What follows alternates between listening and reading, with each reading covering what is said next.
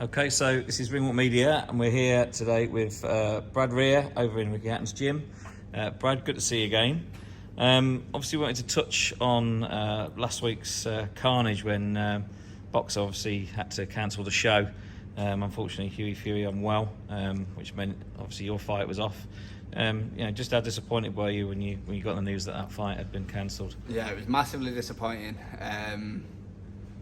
It's part of the sport, it happens, but always seems to be 2 weeks out from the fight when all the hard work's done. And a lot of people don't understand as well. You don't fight, you don't get paid. You're not on a wage like like a 9 to 5 job. I was trying to explain, say our kids are tiling. You know what I mean? Imagine tiling 80% of a house and then saying, we don't need you now when you're not getting paid. You've put all the hard work in, you've done the work. But for me, it was a big occasion. You're back at the arena, such a big show. Obviously, we had Ricky on there as well, and it was, it was more about the fight for me.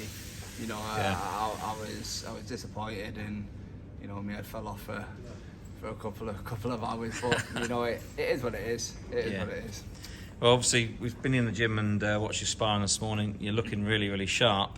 And I believe there's some good news that you're actually now boxing on the 2nd of July. Tell us how that happened and how quickly that happened. It was just migraine. I've just got onto my manager, Steve Woods, and I was just, I think you could call it begging. Just anything, any shows that I had coming up. I've had a good camp and I didn't want it to go to waste. I'm very lucky that Steve's managed to get me on a show in Hull on the same night. So, we're just working towards that.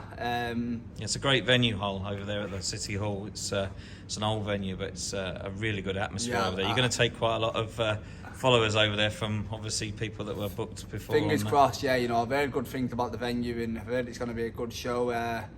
Just obviously it's a bit last minute, but I'm just in the process of trying to sort a coach down for travel and rounding up numbers for tickets. Still not have the tickets. It's going to be a little bit of a throwback for me, running about dropping tickets off, because I've kind of got used to with Boxer just sending people my ticket link and people buying them off there. But I've been there and I've done it all before. This is how we'll come up, on these small hall shows, and it's going to be nice to get back in a nice small venue, and hopefully I can take some numbers to Hull, and we'll get the place bouncing. Obviously, that hopefully will take you to 14-0.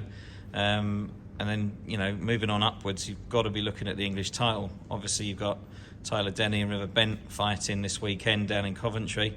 If that fight were offered, to come your way, is that something you'd be wanting to take? 100%. That's my goal now. The winner of that fight, whoever's got that English title. It's been me goal. At the start of the year, I sat down and I set myself a few targets and a few goals for the year of things I wanted to do, in the ring and out the ring, and I'm taking a lot of them off. I think that's the last one that I've got to tick off. So you got to go down and watch the fight. I'm going to go down on Saturday. I'm going to watch the fight. I was there at the last one. Two very good fighters, and two fighters who I think, have the potential to be a lot better than English level, above English level, and there's some big fights to be made there. You wouldn't blame any of the winners if they won that fight and they got offered the British title. You wouldn't blame them if they stepped up to vacate. But whoever's got that title, if they vacate, I want it then. Whoever's not, if they don't vacate, if they don't who would you keep prefer? hold of the title. Would you prefer Tyler or would you prefer River? I think me and River would be the better fight. I think I'm swaying towards Tyler on Saturday though. Okay. But like I said, mate, it's not the person, it's the belt. That's my goal, and it's not personal. I know both lads. We're not mates or anything, but I know both lads. But it's nothing personal. They've got what I want, and they've on notice that whoever wins, I'm coming, and I want that belt. Brilliant. And obviously, just touched on before that you're looking sharp. You've been in training camp. Obviously, Ricky Hatton was doing his bout as well at the end of the Boxer, which has sadly been cancelled. What's it been like being in camp, alongside Ricky, apart from being trained as well with Ricky and Blaine? It's great. It's great. It's having him in the gym anyway. And the input you get from a coaching side, and you know, in the corner and in the changing rooms on fight night and stuff like that, it's great. But to actually be in the ring, be sharing a bag with him, you know, be pushing each other in the gym, you know, it's great. And you know, I never thought 14 years ago when I was sat in the gods at the Etihad, you know, a little 10-year-old kid watching him box Kano. You know, I never thought I'd be in this position. So you know, I'm very grateful. But you know, I've said it before that, you know, he's just Rick now. You know, he's a mate. You know, it's a great place to be. Yeah, it is. You know, a lot of knowledge flying around. He's not just my coach, and he's not just part of my team. You know, he's a mate, and you know, you're with him every day. So you know, it's great to see him kind of in the position he's got himself to, and it's great to see that now the fight has unfortunately been postponed. He's maintaining it. You know, he got cancelled. When was it? Wednesday. He was in here sparring Campbell Friday. You know, he's keeping the momentum going. So fair play to him, and you know, it's really good to see. Brilliant. And obviously, just touching back onto your fight on the 2nd of July, obviously you've gone from, you know, probably a full house at the AO Arena, obviously to a smaller venue, and an opponent probably that's totally different. How easy is that to, you know, adapt over to something like that very, very quickly? Yeah, it can be quite difficult, you know, when I always said coming up the way on the small hall shows that I did, that sometimes it was tough and it was frustrating boxing the type of opposition that I probably will be boxing in 2 weeks' time. You know, sometimes they don't always, like my last few fights, they come in to take your head off and they come in to knock you out, you know what I mean?